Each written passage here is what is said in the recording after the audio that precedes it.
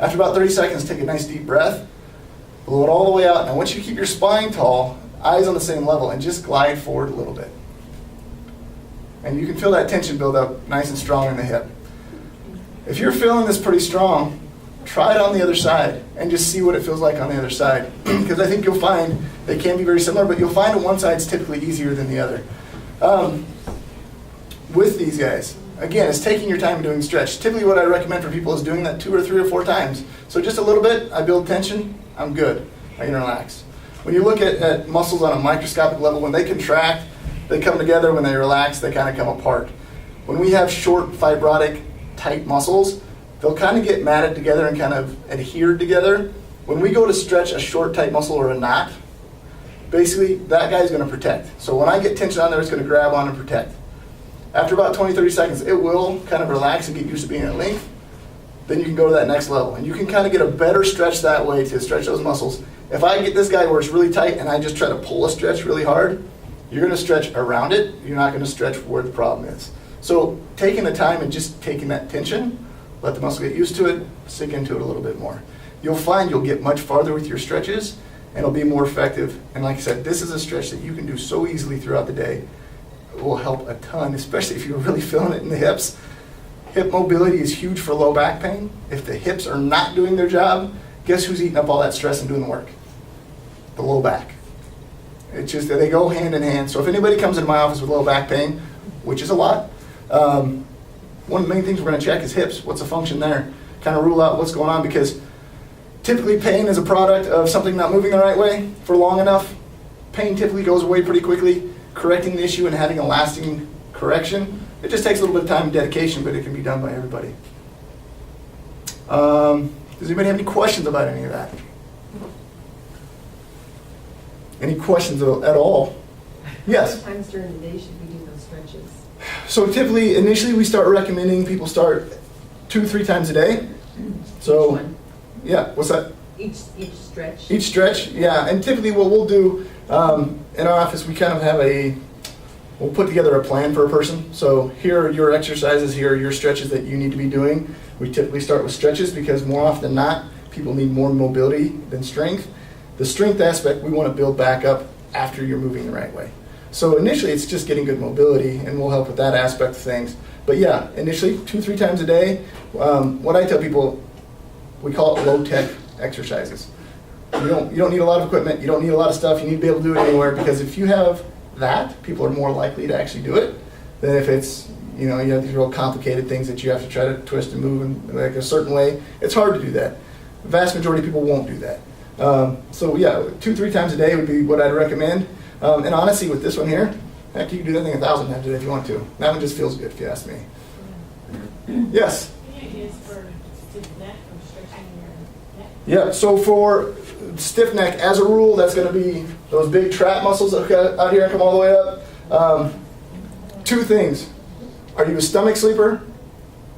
Side, okay. Because stomach sleeping, just for the record, is about the worst because you have to crank your head all the way to the side all the time. And those people typically have one side like, boy, I just don't know why it's always tight over here. Well, it's because you turn your head like this for 8 hours. So if they turn their head, if they did both sides, would they be okay? Yeah, but typically what you find is not comfortable to go the other way because they're so tight. So Okay. Stretching-wise, for these guys, again, starts with a nice tall spine, good posture. My tip for posture when I start out with people is a string pulling your head towards the ceiling. I don't want you tensing a bunch of muscles and trying to get good posture. Just elongate. Be nice and tall. From there, what we tell people is reach behind the back and grab your wrist. And you can stand up and try it if you want. Or if you're seated, you can grab your chair. We just want to keep that shoulder from coming up. Because if you have a really tight trap, when you go to stretch, a lot of times that shoulder wants to come up too. So we're going to lock the shoulder in place. And the same concept here. For the trap, we're just going to lean straight to the side. And same thing, just build a little bit of tension there.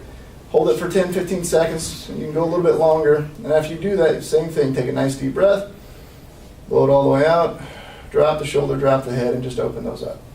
So it's an easy stretch, but you can you'll find when you do that, you take your time, before you know it, you're like, wow, I can go a little farther.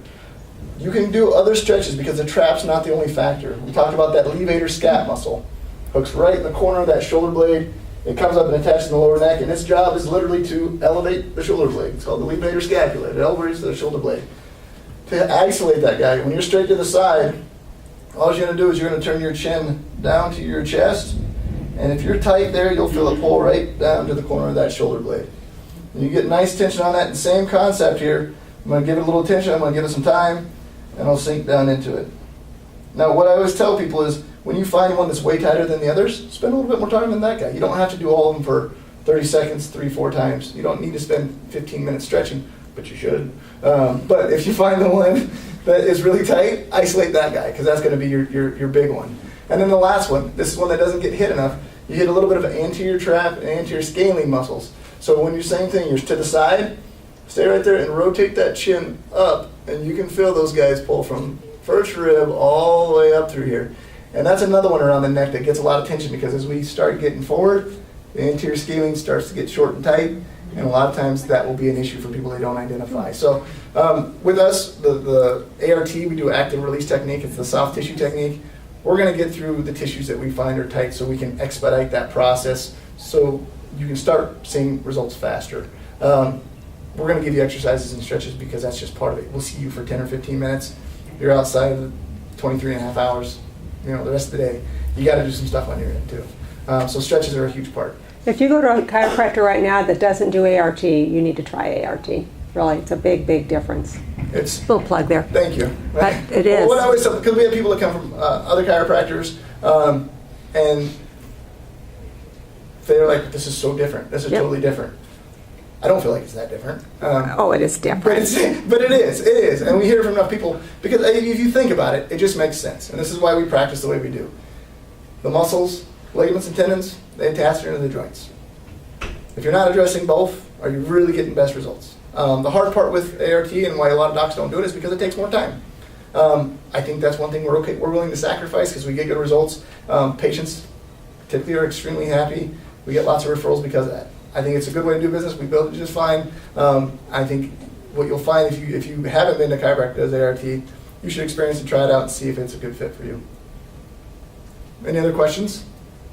Should we just always hold our chin back? Yeah. So chin back is it feels weird, right? So the double chin feeling.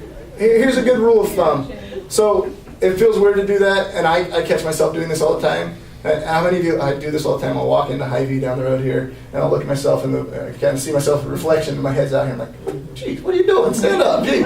We all kind of catch ourselves. You see yourself in a picture like, do I really stand like that?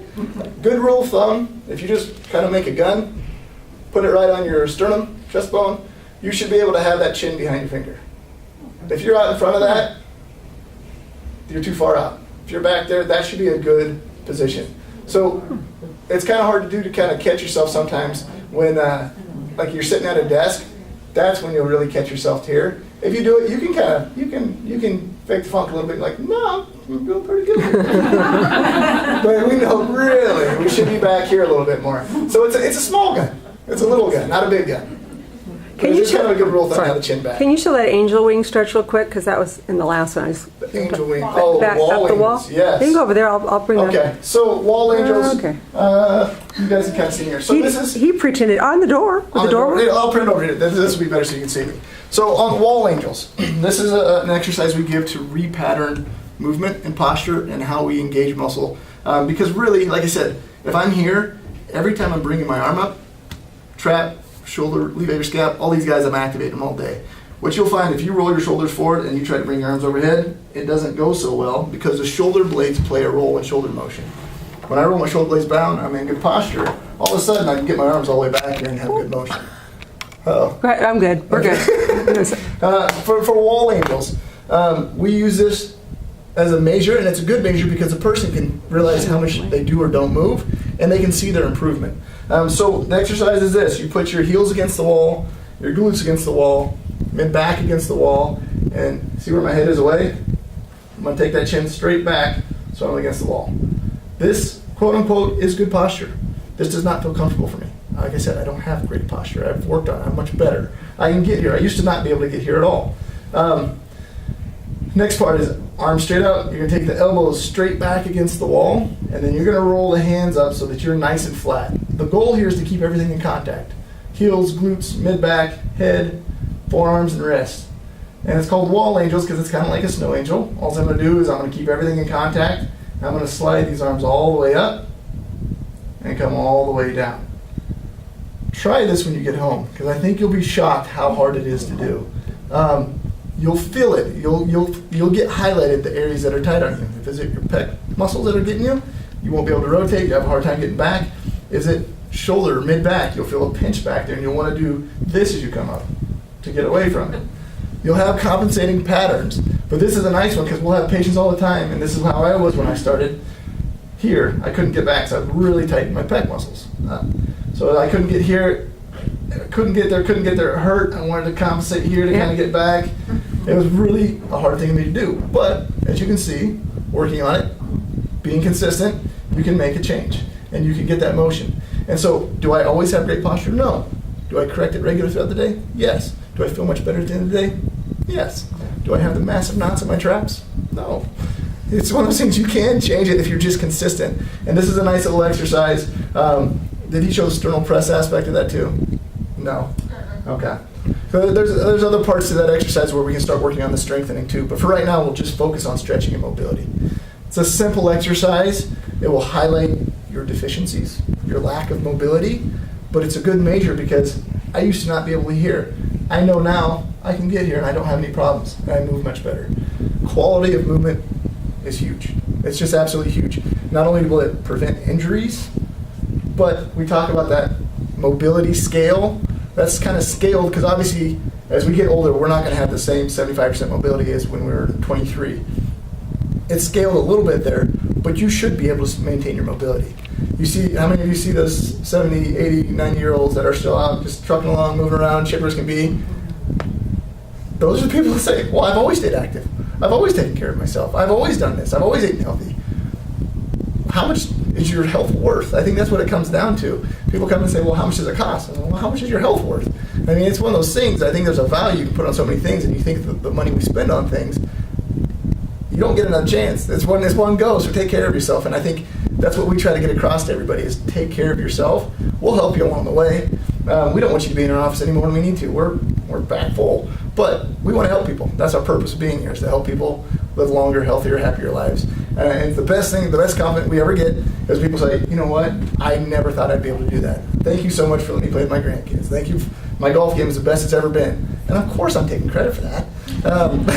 I mean, when people are saying these things, it's like, yeah, that's the point. That's why we do what we do. If we can help people, we have whole offices that come in, and before we know it, we haven't even shown them the stretches. The whole office is doing the stretch because the one person's like, no, I feel so much better. And they have, well, what are they showing you? Well, these stretches and these different things. It's good. And I think you can get a kind of a basis and a good group around you that kind of reinforces things.